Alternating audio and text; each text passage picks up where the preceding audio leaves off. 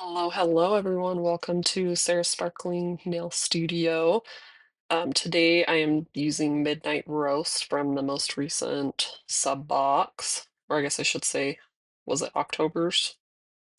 November sub box. It is possible by the time this video comes out that the newest winter-themed December sub box will be out. But anyway, at the time of filming, most recent sub box, the Midnight Cafe, or what was it, Caramel Cafe themed box. And as you guys, I think, if you've watched any of my other videos, I'm not super into browns, but they were very pretty sets. So, but anytime I have a set that I'm like, it's okay, I go, well, how can I make it purple? That would just make it better. So we're gonna play with some purples today. This is Figure It Out. I wanted to see, I know it is sheer. I haven't used it yet, but I've seen it around. I know it is sheer. Well, guys, I've been experimenting with PLE and I think it's affecting this. I did paint it further to my edges than I normally do. So now it's not wanting to stick. Dang it, I should have just stuck with my nail strengthener for this one. We'll see how it goes. I think heat maybe will fix it.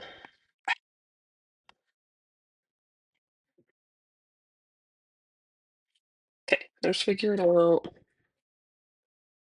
Now let's get the midnight roast.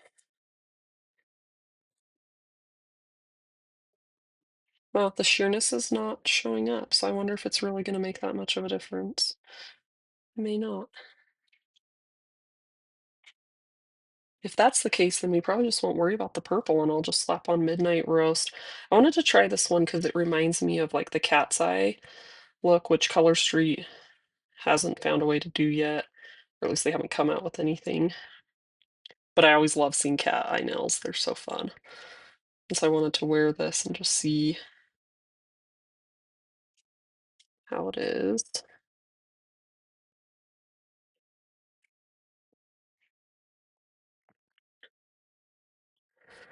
Oh dang. I do like Pilly.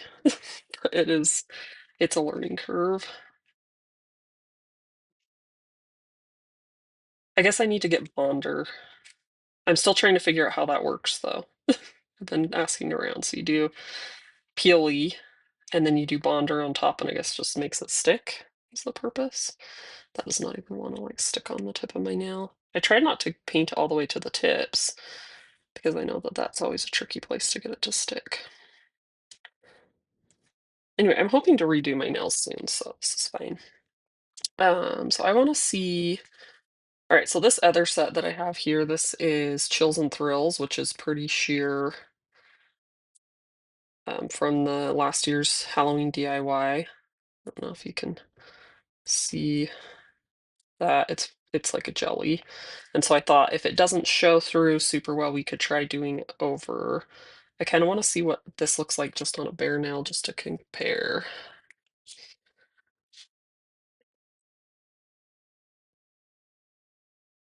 This is one of my experimental videos. I guess I've heard you can just do like a base coat. Maybe I should just go get that and slap it on before continuing and see how that goes. I think I'm going to because like that's not satisfying to see my nail, the color streak popping up like that. So let me do that. All right, I'm back. I laid down just a base coat. This is just a random Avon one that I've had forever and have not used in forever because I don't see the point of using a nail strengthener. Anyway, so let's try. I think this does give it like a really deep, having the figure it out under there gives it a like a deeper. It seems. Let's try it without anything and just see if it matters. That base coat seemed to dry pretty quick, so that's good. Because I am, as always, I'm racing with the clock of unknown, the alarm clock of unknown ringing. I don't know what time my baby's gonna wake up. So he's napping right now. Hopefully he stays asleep. Okay, so there.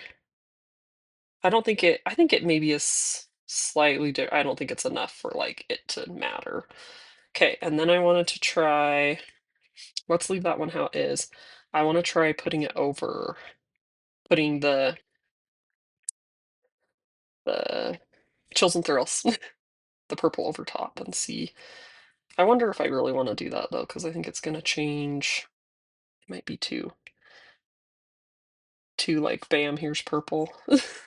When this is very deep in the browns. Which brown and purple go together? They totally do, but maybe too much. Just wrong end. Okay, so there we go. The set was almost on the like tacky side coming out. Like it felt like it was trying to stick to the package. Not like anything bad, but so it's definitely sticky. So I'm sure any not sticking that it's doing is so definitely like a deep, sexy. Oh, you know what? The strips are a little bit different. It depends on how much of this like deep brown you get versus this. So I bet the purple is not actually making a difference. Okay, do we dare try chills and thrills over? See if I can pill. I'm doing it with a baby pinky just because that way if I decide I'm like, eh. I wonder if we could do,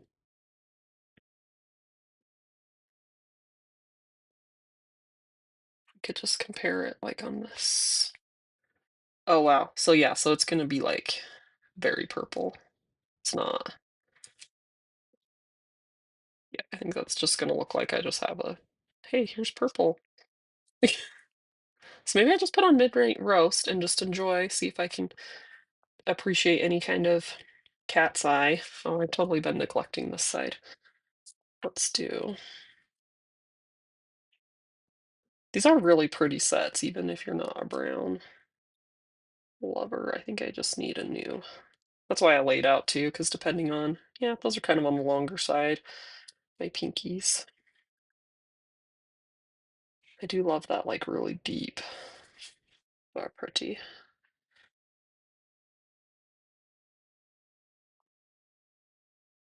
This looked sheerer than it actually was, and I know when you have a lot of glitter, a lot of times that can, like, it's harder to see what's through it. And this is definitely very glittery, so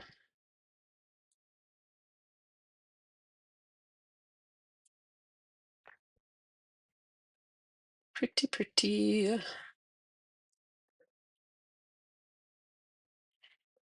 Round this one off.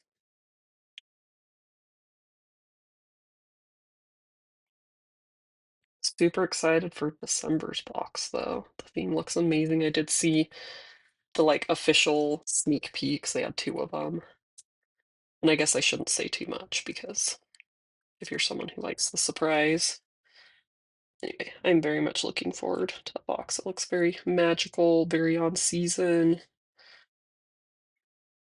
My style, things that I'm gonna want to wear for sure. I always like the magical, like color shifting, iridescent kind of. Not that necessarily that's what it is in that box, but like those lighter, kind of like the Space Age collection that they're coming out with for their winter collection. Like that kind of vibe where you've got just like that magical kind of color palette. Not describing it well, but I think you know what I mean. If you know the collection, have seen it. May trim that. That one might for free. It's super nice. So because this is the glitter, it's a little more stretchable. So I'm able to use the smaller strip and feel okay about it. So it doesn't take too much. It's also crazy when you're talking about like nail size. Like it's not that much extra strip that you need to cover a bigger nail, but it makes a big difference. Like, her nails are not that big, I guess. That's what I'm saying. Oh, that deep, beautiful roast is nice. So I'd say maybe if I had a jelly, I'm trying to think if there's a jelly that's not quite so bam purple, like a little lighter on things I could achieve. The box came with 5 sets, so I have plenty of chances, and I'll have a few leftover strips from this.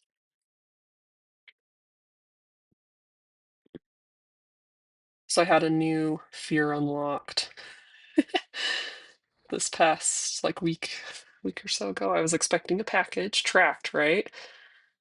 And it says it's delivered, and I go to get it, and it's not in my mailbox. And I'm like, what do I do about it? And it says I do inform Delivery Digest, which I love and is amazing. Um, but it says on there like it can take up to a week for scanned items to arrive. Now, I don't know if that applies to tracked stuff, but I was like, well, let's just wait. And I know the company that was sending it, and I'm pretty sure they would send me another one. Part of it, it was kind of a surprise too, because it was a gift from a company. And so I was like, I had an idea of what it could be. So I was kind of excited for like the surprise of it anyway. But I knew that they would most likely just send me another one if it didn't show up. So I was like, okay, just give it time, give it like a week. And I made it to, so it was Monday that it said it was delivered, but it wasn't. And I made it to like Wednesday night. I was like, you know what? I'm gonna email them tomorrow and see what happens. But then it was in my mailbox. So I don't know if it like got delivered to the wrong address and that person took it back to the post office or who knows what happened. But I'm just glad it wasn't my color street and especially glad it wasn't my sub box because I would have been going crazy if you get sub box or color street stuff or just anything that you're really looking forward to receiving, especially the sub boxes, because for me it's a surprise. That would just be so sad, and I don't know what I would do in the moment because, yeah, I don't know.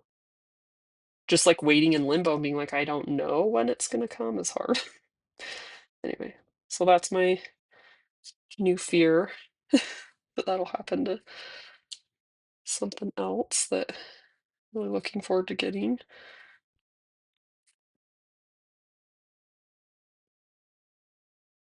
Mail is such a fascinating and crazy thing. Like, I feel like it just kind of does what it wants a lot of times. But usually tracking, like especially when it says it's delivered. I mean, sometimes tracking you'll see it and it'll be like cruising and then all of a sudden. So I'm in Utah, right? So my Color Street package, I think it was a sub box. I had it go to like Seattle randomly, and I'm like, okay, that must have got on the wrong plane or the wrong truck because like why would it need to go to Seattle? That's past overshot. And so, I can see kind of in transit, but like when it's scanned and says it's received, kind of crazy to have it not. It's usually accurate, that part. So, not crazy. What is the craziest, if you have one, mail story that you have? Like package that just went somewhere crazy or anyway, if you can think of one, feel free to share it in the comments. Mail's always been, not always, but I mean, since I was like a teenager, I've always just thought it was really awesome. I still have pen pals to this day, not as many just because I'm busy with kids. And honestly, postage is expensive, but I still do some mail. For a while, I did the post crossing project, which is you send a postcard, it'll give you a random person in the world that you get to see their profile. And you can read a little bit about them, what kind of postcards they like. And then it gives you their address and a code. And so you write that code on the postcard, you mail it to them, and then when they get it, they register that postcard with the code saying they got it, and then your address will randomly be given to someone else, and you get a random postcard from someone in the world. So I've made a lot of pen pal friends, and a lot of them I haven't kept up with, or we fell out of contact wherever. But if someone writes me and I have their address, I will send them something comparable back. So if they write me a letter, I'll write them a letter back. If they send me a package, I'll send them a package back. So that's a really fun project, but it got to be where, because just to send a postcard, you're paying the full international postage rate, which is it's like close to $2 now. I don't even know. I don't send enough mail. Anyway, but mail's always been something that I just really enjoyed in different aspects. I do still make and send handmade postcards. I do an online Facebook group where we exchange cards. It's a lot of fun. I love the art of that one. And it's a little more manageable, right? You're only sending out a few per month. So that's not doesn't get too costly. But the post crossing adds up, right? Like you think one postcard, cool, it's not that big of a deal, but yeah, this one I did not perforate is nice. I feel like I already have like looks like I have wear on my tips. Anyway, so there was my attempt at making this purple, and I decided not to go full purple. But I think this will be fun to wear. I'll wear it for a few days. Move this out of the way. Shut up. Anyway, but yeah, fun sub box. Still not my like 100% top sub box of all time, but like it was good. It was 5 full sets, very pretty. I feel like they were well done for it. So anyway, so thanks so much for tuning in, and I will catch you guys next time.